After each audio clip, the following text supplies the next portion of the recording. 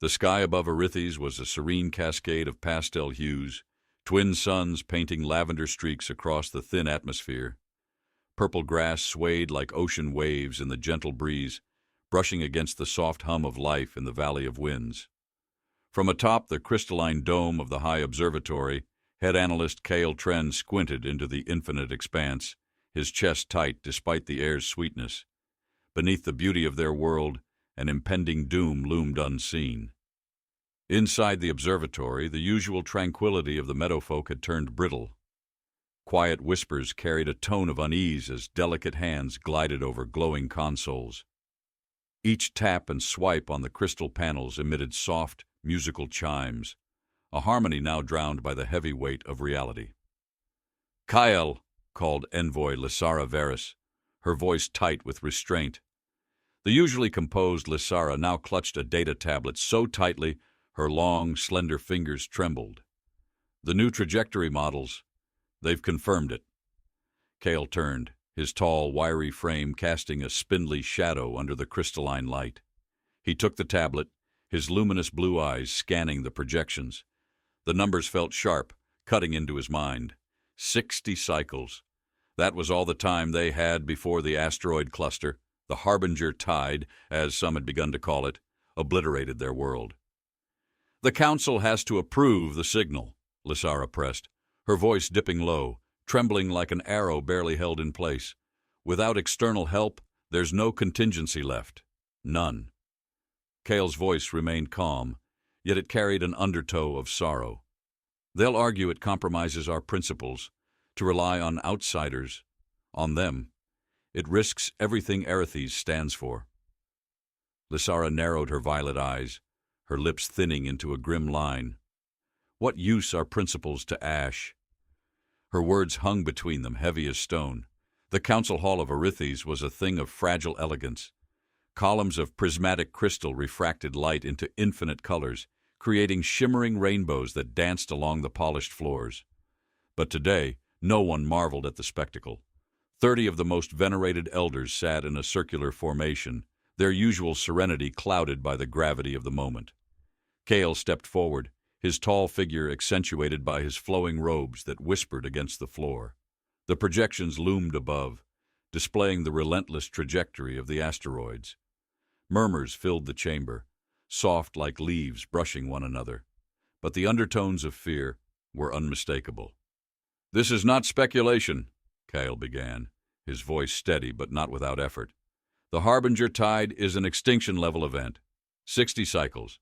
That's all the time we have to either alter its course or—" He faltered, his throat tightening. "Or prepare for the unthinkable." Elder 7, her pale blue skin marked with the soft creases of age, raised a hand. "Our people have endured for millennia without outside interference," she said. Her voice was like the wind, gentle but unyielding. "To call upon them is to invite chaos. Their ways are not ours." Cale straightened, his voice gaining an edge. "Their ways are survival, Elder. Our ways are harmony. Tell me, how harmonious will this valley sound when it is nothing but silence?" Another elder, Jalen, murmured from his seat. "We would be risking contamination. The Deathworlders, humans, are known for their unchecked aggression. They are also known for solving the impossible," Lysara interjected, stepping forward. "They have moved mountains and tamed stars. They are exactly what we need." The council erupted in a soft storm of overlapping protests and whispered doubts. Lysara raised her voice, sharp as broken glass. "This isn't about pride. It's about survival." The debate stretched on as the suns dipped below the horizon. In the end, it was Elder Saven's hesitant nod that sealed the decision. Inside the broadcast chamber, Cale felt the weight of generations pressing against his chest. The transmitter's core pulsed, radiating waves of pale gold light that blurred the edges of the room. Lysara stood beside him, her expression resolute as she adjusted the transmission settings. "Are we truly ready for what comes after this?" Cale asked, his voice softer now, almost lost under the hum of the transmitter. "No," Lysara admitted, her gaze fixed on the crystalline console. "But we'll face it anyway." Kyle inhaled deeply, the air tasting faintly metallic as the transmitter powered up. The message they had crafted, translated into over 100 known galactic tongues, was simple. "To all who can hear, we are the people of Arithians. Our world faces annihilation from an incoming asteroid cluster.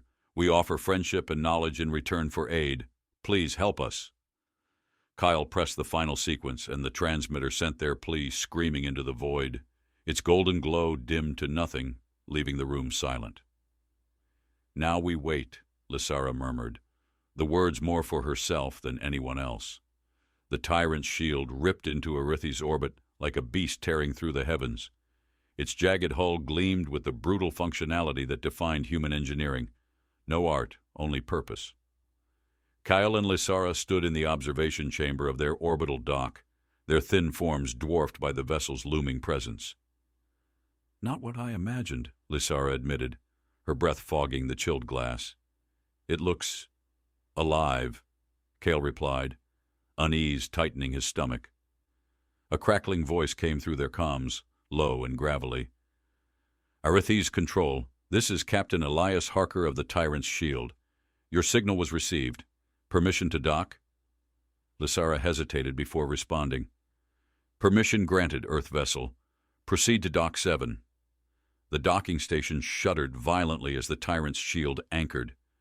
Arithian engineers scrambled to stabilize the delicate structure, their movements quick but careful.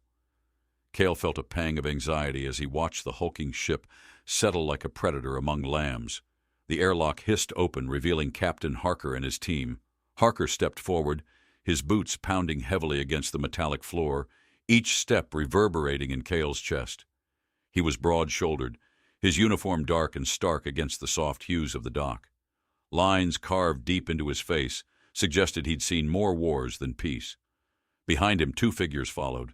One, a wiry man with calculating eyes, the other a woman with arms like steel cables and a gaze to match. "Envoy Lysara," Harker greeted, his voice a deliberate growl, as though trying to soften its natural sharpness. "You called. We came." Lysara inclined her head, her composure returning like a shield. "We thank you, Captain. Your reputation precedes you." Harker smirked, though it didn't reach his eyes. "Does it now? Well, let's hope it lives up to expectations."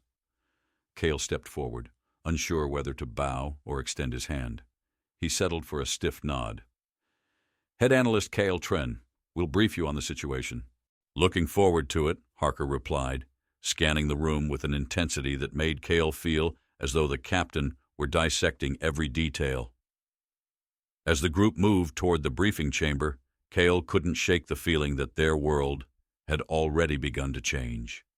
The humans walked like storms bottled in flesh, heavy, deliberate, and unrelenting. And for the first time, Kale wondered if calling for help had been the right decision. Their salvation had arrived, but at what cost? The briefing chamber hummed with a soft, ambient glow, its crystalline walls refracting muted light in swirling patterns. Captain Elias Harker stood at the center, his presence dominating the room like a shadow cast over a fragile sculpture. Around him, the Arithian elders sat, their shimmering robes flowing like liquid light as they exchanged uneasy glances. The faint scent of the flora woven into the chamber's lattice lingered, but it did little to soothe the tension. Lysara's voice cut through the stillness, clear and measured. "Captain Harker, your assistance is vital. Our projections show that the asteroid cluster will begin fragmenting as it nears. We need a strategy to address—" Harker raised a hand, halting her mid-sentence. His gaze swept across the holographic display of the Harbinger Tide, its jagged edges and shifting debris casting chaotic shadows. "Your projections are thorough," he said, his voice gravelly yet controlled, "but they're incomplete." Kale Tren flinched at the bluntness. "What do you mean incomplete? Our models are—" "Too clean," interjected Darius Kane, the wiry human engineer standing beside Harker. His sharp eyes scanned the data, his fingers twitching as though itching to dismantle it. "Asteroid clusters don't move like this naturally. These vectors, these energy fluctuations. It's too precise. The Arithians murmured among themselves, the crystalline chimes of their voices blending into a discordant melody. Elder Seven leaned forward, her expression grave. "You're suggesting this is not an act of nature?" Harker's jaw tightened. "I'm suggesting we prepare for contingencies. Natural or not, this cluster's behaving like it has a purpose, and purpose means danger." The room fell silent, the weight of his words settling like a stone sinking into deep water. The faint hum of the chamber's energy conduits became the only sound, vibrating just below the range of hearing but somehow amplifying the unease. Cale's voice, strained but steady, broke the silence. "Then we'll need to combine our strengths, your resources, our technology, together." "Together," Harker interrupted, "we might stand a chance, but only if you're willing to let go of your aversion to conflict." The words landed heavily, a challenge cloaked in necessity. Lysara shifted beside Cale, her hand brushing the edge of the crystalline console. "What exactly are you proposing, Captain?" "A defense line," Harker replied. His voice carried a deliberate weight, each syllable landing like a hammer striking metal. "We use your precision tech to map the cluster's composition and trajectory. My team will deploy deflector drones and antimatter charges to intercept the biggest fragments before they breach your atmosphere." Elder Saven frowned, the fine lines on her face deepening. "You speak of destruction. We are not equipped for such measures." "Then get equipped," Kane snapped, his frustration slipping through. The tension in his voice was sharp, cutting through the air like a blade. "This isn't a philosophical debate. It's survival." Harker shot him a warning glance, but the damage was done. The Arithians stiffened, their delicate frames rigid with unspoken disapproval. Kyle exhaled slowly, his shoulders dropping slightly as he glanced at Lysara. "We'll adapt," he said, though his voice carried a note of resignation. "We don't have another choice." Lysara nodded, her gaze locking with Harker's. "Then we start now." The chamber erupted into coordinated chaos, voices blending as plans began to form, cautious but necessary. Harker watched them for a moment, his expression unreadable, before turning sharply to his team. "Kane, Miller, full diagnostics on their tech. I want specs for integration within the hour. Reed, start running simulations for the deflectors. We're on borrowed time." The humans dispersed, their movements brisk and purposeful, a sharp contrast to the measured grace of the Arithians. Harker lingered, his eyes fixed on the hologram of the asteroid cluster.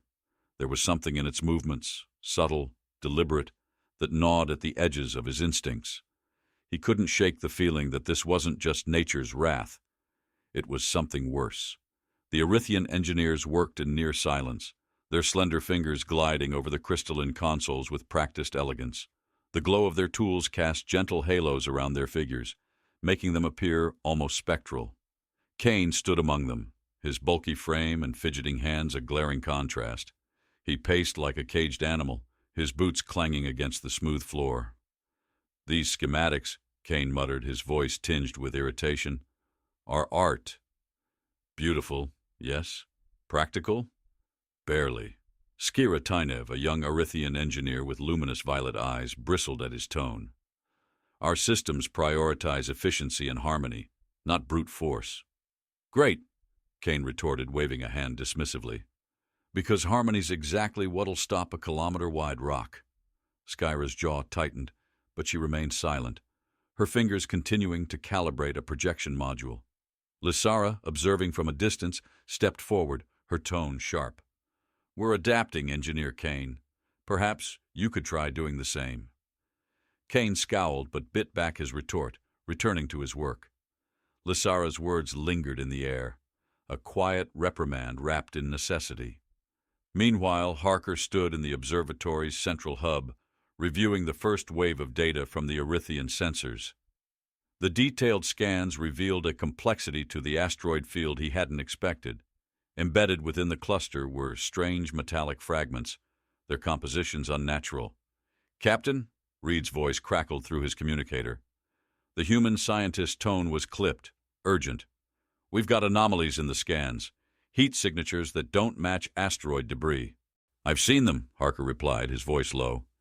"What's your assessment?" "Could be remnants of an ancient structure," Reed said cautiously. "But if it's active—" "We'll deal with it," Harker cut him off. "For now, focus on the cluster. Keep it quiet." Harker's gaze flicked to the viewport, where the twin suns hung like watchful eyes. He felt the weight of every decision pressing against his chest, a silent companion to the noise around him. As night fell over the Valley of Winds, the Arithian surface teams began assembling for their first joint drills with the humans. The drills were conducted in an open plain, where the soft grass brushed against their ankles like 1,000 whispers. The faint scent of wildflowers lingered in the cool air, a stark contrast to the steel and sweat emanating from the humans' equipment. Harker observed the scene from a raised platform, his sharp eyes taking in every movement. Arithians struggled with the heavier tools, their delicate frames ill-suited for the demands of human machinery. Yet there was a quiet determination in their efforts, a refusal to falter. Kyle Tren, wearing an ill-fitting human exosuit, approached him cautiously. "Your methods are demanding." "They're meant to be," Harker replied without looking at him. "Adaptation isn't supposed to be comfortable." Kyle hesitated, then nodded. "Perhaps discomfort is what we need." Harker finally turned to him, his expression softening just slightly. "You'll manage." "I've seen worse odds." Kyle tilted his head, curiosity flickering across his face. "And did you survive them?" "Barely," Harker admitted, the word heavy with unspoken memories. "But survival isn't always the goal. Sometimes it's just the beginning." Their conversation was interrupted by a sudden commotion. An Arithian worker had collapsed, overwhelmed by the weight of a modified deflector module. Lysara rushed to the scene, her voice calm but firm as she coordinated assistance. Harker watched her, noting the way her presence steadied her people. "She's stronger than she lets on," Cale said, almost to himself. Harker grunted in agreement. "She'll need to be." As the drills continued, the humans and Arithians began to find a rhythm, their movements awkward but improving. Harker allowed himself a rare moment of optimism, but deep in his gut, the unease lingered, a shadow he couldn't ignore. Far above, in the cold silence of space, the Harbinger tide crept closer. The metallic fragments glinted faintly, like watchful eyes. The air in the Tyrant's Shield Command Center was thick with anticipation, each breath carrying the weight of decisions yet to be made. Captain Elias Harker stood rigid before the central console, its holographic display casting ghostly light across his face. The asteroid cluster filled the screen, a shifting web of fragmented chaos illuminated by faint metallic glimmers that refused to be ignored. "Report!" Harker barked, his voice cutting through the low hum of machinery. His words had a sharpness that demanded clarity, precision. Darius Kane leaned forward, tapping furiously on the console. "Projections confirm the first fragments will breach Arithi's atmosphere within 3 hours. Our deflectors are positioned, but the anomalies—" He trailed off, frustration seeping into his tone. "Spit it out, Kane," Harker snapped, his patience fraying. Kane slammed a hand onto the console, causing it to flicker briefly. "The damn heat signatures are moving, Captain. Slowly but deliberately. They're not debris, they're active." A ripple of unease spread through the room. Harker's fingers tightened around the edge of the console, the edges of his gloves creaking under the strain. "Reed," he growled into his comm, "I need confirmation." Reed's voice crackled through the speakers, the tension in his tone unmistakable. "Confirmed, sir. Those signatures aren't just active, they're coordinating." The hologram shifted, highlighting the metallic fragments. They glowed faintly like embers waiting to ignite. Lysara Varys, standing at Harker's side, drew in a sharp breath, her violet eyes wide with disbelief. "Coordinating? That suggests—" "Intent," Harker finished grimly. "This isn't a natural disaster, it's an attack." The first asteroid struck the atmosphere with a deafening roar, its fiery descent slicing through the sky like a jagged blade. Arithians gathered in the open fields, their eyes turned upward in silent horror as streaks of flame carved across the heavens. The shock wave that followed rippled through the valley, shaking the crystalline structures of their cities and sending shards of glass-like material tumbling to the ground. Harker's voice thundered through the comms. "Deflectors engage! I want those smaller fragments neutralized before they reach the surface." On the surface, teams of Arithian engineers scrambled to stabilize the shimmering sonic shields they had hastily constructed with human assistance. The shields pulsed in rhythmic waves, their soft hum a stark contrast to the chaotic destruction overhead. Skyrocket, sweat glistening on her pale skin, directed her team with a quiet urgency. "Focus on the southern quadrant. The debris is shifting. Adjust the frequency." Above them, the tyrant's shield released its fleet of deflector drones, sleek machines that maneuvered with deadly precision. They wove through the asteroid field, their energy emitters pulsing with blinding light as they pushed fragments off course. The air in the ship's control room was charged, each beep and buzz from the console underscoring the fragility of their defense. "It's holding," Reed called out, relief barely audible under his tension. "For now." But Harker's eyes were fixed on the hologram. The metallic fragments, the anomalies, were moving faster now, converging into a formation that defied natural patterns. "Kane," he barked, "analyze their trajectory." Kane's fingers flew over the controls, his brow furrowed in concentration. "They're aligning, Captain. If I didn't know better, I'd say they were forming an attack formation." The room fell silent for a moment, the gravity of the realization settling over them like a heavy fog. Harker turned to Lysara, his expression hard. "Your people need to know this isn't over. Whatever's controlling those things isn't going to stop with the first wave." Lysara's lips tightened, but she nodded. "I'll inform the Council." The second wave came without warning. Metallic drones, sleek and jagged like predatory birds, erupted from the asteroid cluster, their black surfaces absorbing the light of the twin suns. They moved with terrifying speed, cutting through the void toward Arithians and the human fleet. "Contact!" Kane shouted, his voice echoing through the command center. "Unidentified craft incoming." Harker's commands came rapid fire. "Deploy interceptors. I want those drones stopped before they reach the surface." The tyrant's shield launched its fighter squadron, the small angular ships blazing toward the oncoming threat. Explosions lit up the dark expanse of space as human pilots engaged the drones, their weapons cutting through the enemy ranks. But the drones were relentless, their movements unnervingly precise. On the surface, Lysara watched the chaos unfold through a holographic feed. Her people, so accustomed to peace, stood frozen in disbelief. "Kale," she said, her voice sharp, "get the engineers to the fallback zones. If those drones breach the shields—" "They won't," Kale interrupted, though the tremor in his voice betrayed his uncertainty. "We've reinforced the shield nearest them flickered, a ripple of energy coursing through its crystalline surface. Moments later, a drone breached the barrier, its jagged frame slicing through the air with a high-pitched whine. Lysara grabbed a nearby sonic pulse rifle, an elegant but rarely used weapon, and fired. The drone exploded in a shower of sparks, its remains smoldering against the soft earth. Kale stared at her, his eyes wide. "You've been holding out on us." Lysara didn't smile. Survival teaches quickly.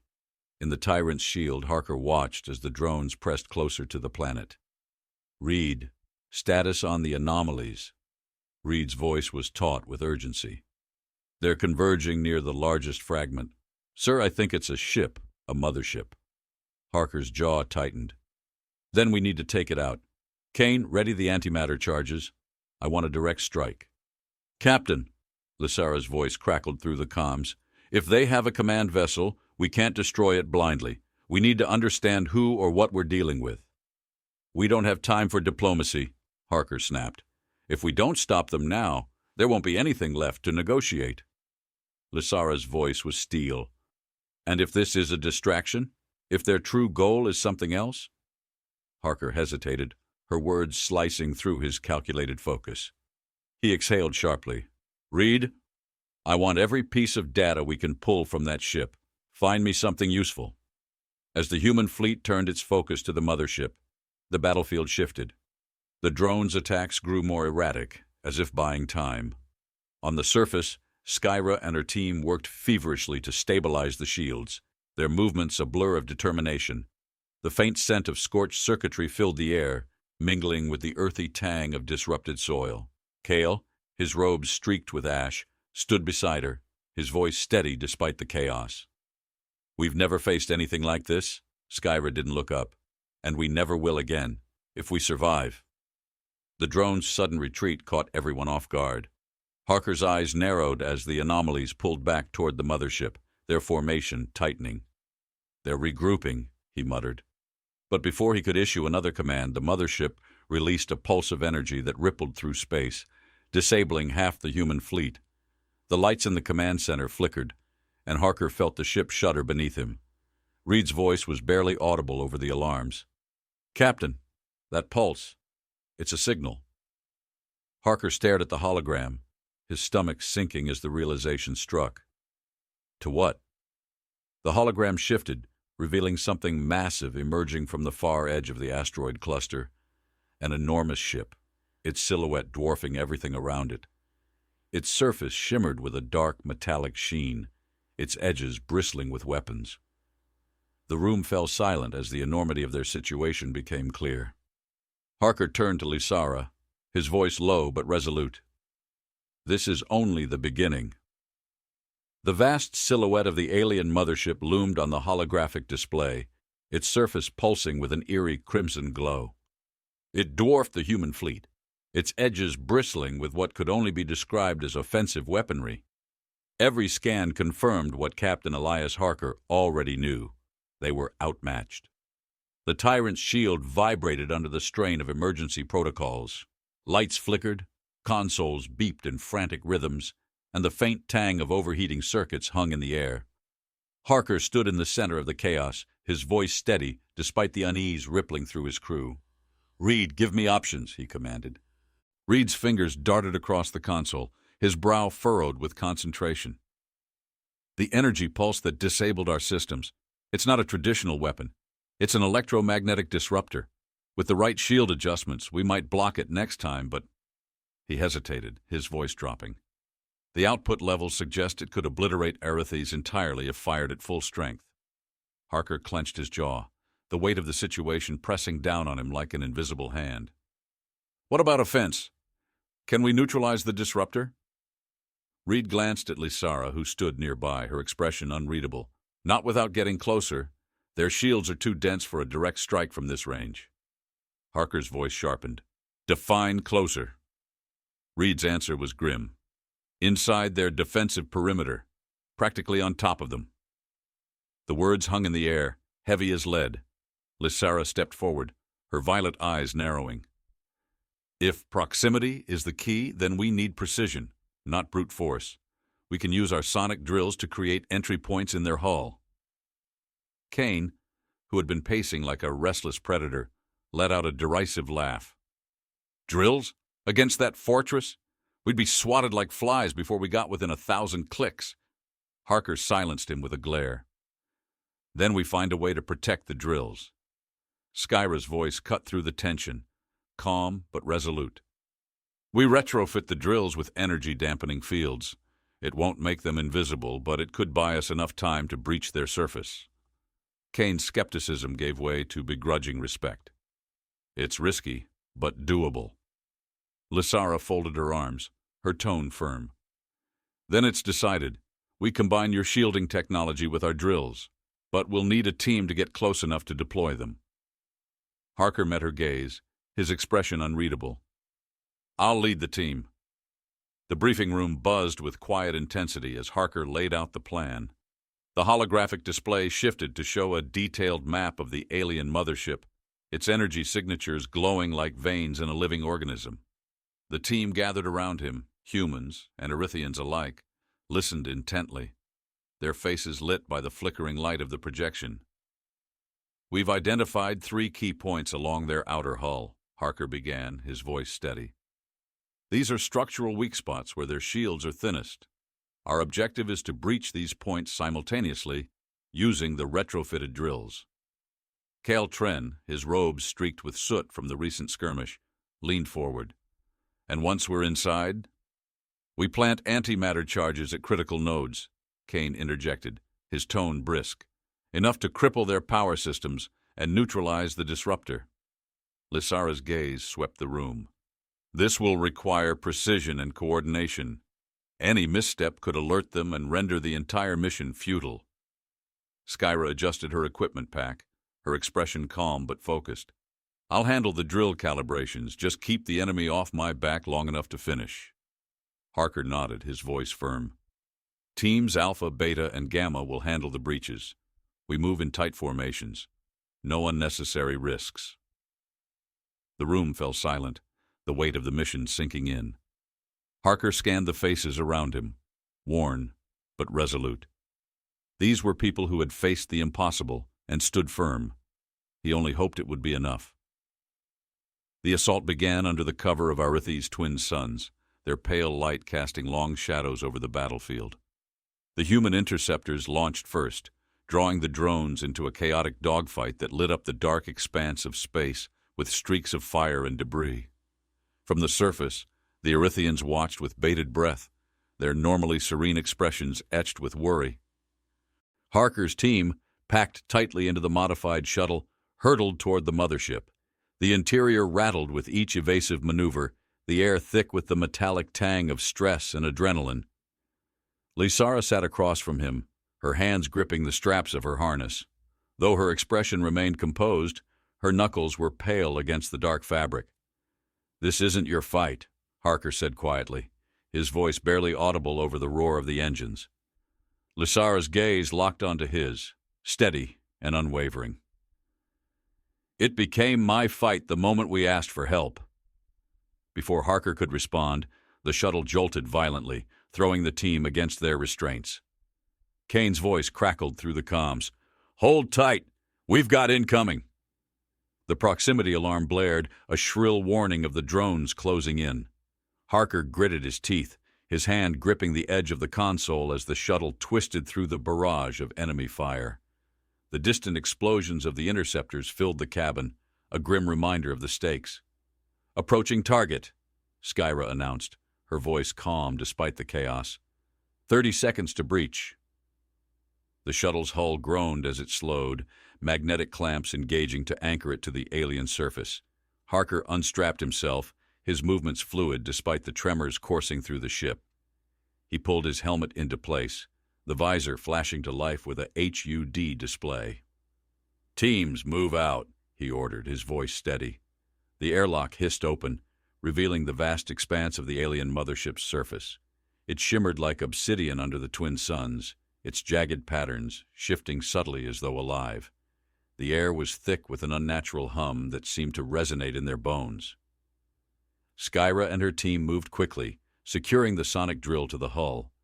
The machine emitted a low, vibrating pulse as it activated, its precision cutting through the dense alloy with agonizing slowness. "Hurry," Harker urged, his eyes scanning the horizon.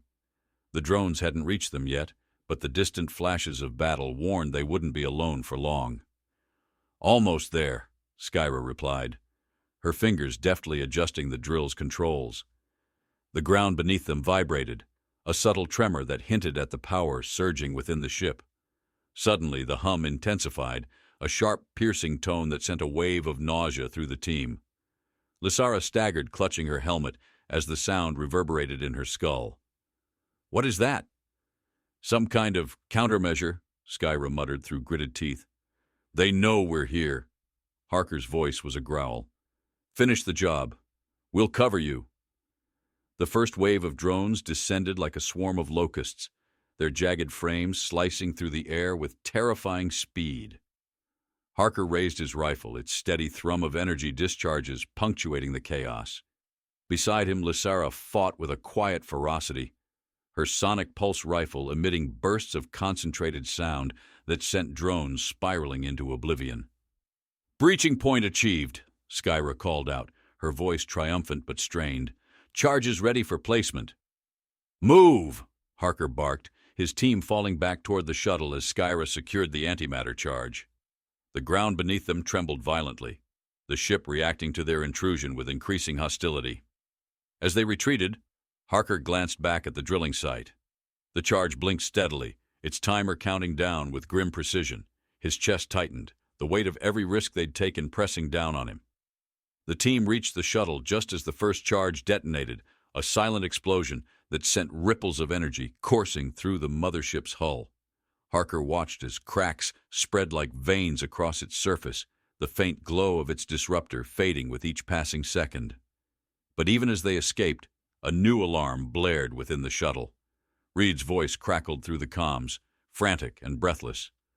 "Captain, we've got a problem. Their secondary systems just activated and—" The signal cut out, replaced by a deep, resonant hum that filled the cabin. Harker's heart sank as the holographic display lit up with a new image, an enormous energy spike building at the mothership's core. "This isn't over," Lysara whispered, her voice trembling. The hum of the alien mothership's core grew louder, a monstrous resonance that seemed to vibrate through space itself. The faint glow at its center intensified, spreading like veins of molten fire across its surface. Inside the shuttle, Captain Elias Harker's voice cut through the rising tension, sharp and deliberate. "Reed, what are we looking at?" he demanded, his gaze fixed on the trembling holographic display. Reed's voice crackled over the comms, layered with urgency. "It's a cascade buildup, Captain. They're channeling energy into the disruptor for a full-scale detonation. If they fire, Arithians is gone." The weight of those words pressed on everyone, a suffocating realization. Skiratinev tightened her grip on the console, her pale skin streaked with sweat. Lysara Varys stared at the display, her violet eyes wide, a flicker of fear in their depths. "How long?" Harker asked, his voice a low rumble. 10 minutes, Reed replied. "Maybe less." The shuttle shook as the mothership's automated defenses roared back to life, spraying plasma fire that sizzled against their reinforced hull. Harker gritted his teeth, his hands tightening on the command rail. "We don't have time to regroup. We take it out now." Lysara turned to him, her expression a mix of defiance and desperation. "How? The disruptor core is buried deep inside. Even if we reach it, their shields—" Harker cut her off, his voice cold as steel. "We make a hole." Silence fell over the shuttle, broken only by the distant rumble of explosions and the strained hum of the engines. Kane's voice broke through, sharp but tinged with awe. "You're talking about a direct strike on their core, with the tyrant's shield." Skyra's head snapped up, alarm flashing across her face. "That's suicide." Harker met her gaze, his expression unyielding. "It's survival." Lysara stepped closer, her voice firm despite the tremor beneath it. "What about the crew? The ship isn't just metal, Harker. It's lives." "I'm aware," he said, his voice quieter now but no less resolute. "That's why you'll be on the evacuation shuttle." "No," she snapped, her voice rising. "Your people came here to help us, to save us. Don't throw their lives away because you think it's your burden to bear." Harker's eyes locked with hers, unflinching. "It's not just my burden. It's my decision, and it's the only one we have left." The tyrant's shield powered through the chaos, its engines roaring as it weaved between swarms of drones and fragments of the battlefield. The once imposing ship bore scars from the prolonged assault, its armor dented and scorched, but it moved with relentless determination. In the command center, Harker stood at the helm, the crew around him operating with grim precision. Each console flickered under the strain, the smell of burnt circuitry seeping into the air. Alarms wailed, but no one flinched. "Reed, status on the evacuation shuttles," Harker ordered. "All clear," Reed replied, his voice clipped. "Lysara and the others are en route to the surface." Harker exhaled, relief fleeting as his focus snapped back to the mission. "Good. Now, let's finish this." Skyra's voice came through the comms from her position in the engineering bay. "I've rerouted power to the forward shields. It'll buy you a window, but don't push your luck, Captain." "When have I ever done that?" Harker replied, a faint smirk ghosting his lips. His tone softened slightly. "Good work, Skyra. Now get to the shuttle." There was a pause, then her voice returned, quieter. "See you on the other side." The mothership loomed larger with every second, its molten glow now a blinding inferno. Harker could feel the heat of it even through the reinforced hull, a relentless reminder of what was at stake. "Captain," Reed called out, his tone urgent, "the core is destabilizing. If we don't hit it now—" "We will," Harker said, his voice steady. "Helm, prepare for collision course." The crew exchanged glances, the weight of the order sinking in. But no one hesitated. This was why they were here, to do the impossible. The tyrant's shield surged forward, its engines screaming in protest. The alien ship's defenses intensified, waves of plasma fire cascading across their shields. The hull groaned under the strain, the floor beneath Harker's feet trembling with every impact. "Shields at 30%!" Reed shouted. "Hold steady," Harker commanded. His voice carried a calm authority that cut through the chaos, a lifeline in the storm. The holographic display flashed red as the mothership's core came into view, a seething mass of energy that pulsed like a living heart. Harker's chest tightened at the sight, but he forced the fear aside. There was no room for doubt now. "Target locked," the weapons officer announced, her voice trembling but resolute. Harker nodded, his gaze fixed on the core. "Fire!" The ship's forward cannons unleashed a barrage of antimatter rounds, each impact shaking the alien vessel to its foundations. The core flickered, its light dimming as cracks spread across its surface. But it wasn't enough. "Core destabilizing," Reed reported. "But it's not critical yet. We need more." Harker's jaw tightened. "Then we give it more." He turned to the crew, his voice carrying a weight that silenced the room. "All hands, abandon ship. Get to the shuttles, now." Reed froze, his eyes widening. "Captain!" "That's an order," Harker snapped. His tone softened, just enough to show the man beneath the command. "You've done your job, Reed. Now let me do mine." The crew hesitated for a heartbeat, then moved. One by one, they left their stations, their footsteps echoing in the hollowing silence. Reed lingered a moment longer, his expression etched with conflict. "You're a stubborn bastard, Harker." Harker allowed himself a faint smile. "Takes one to know one." Reed nodded, then turned and ran, leaving Harker alone in the command center. The tyrant's shield was quiet now, its halls empty save for the faint hum of dying systems. Harker stood at the helm, his hands steady on the controls as he guided the ship toward the core. The mothership's defenses battered against the failing shields, but he didn't waver. The comm crackled to life and Lysara's voice came through, sharp with desperation. "Harker, what are you doing? Get out of there!" He didn't answer, his focus unyielding. The core loomed before him, its glow searing against the dark void. "Harker!" Lysara's voice broke, raw with emotion. "Don't do this! You don't have to do this!" He closed his eyes for a moment, her words cutting deeper than he'd expected. But when he spoke, his voice was calm, resolute. "Sometimes you do." The ship shuddered as it breached the mothership's final defenses. Harker's hand hovered over the detonator, his mind clear, his heart steady. "Tell them," he said softly, his voice carrying across the comm. "Tell them we answered." The tyrant's shield collided with the core, and for a moment, time seemed to freeze.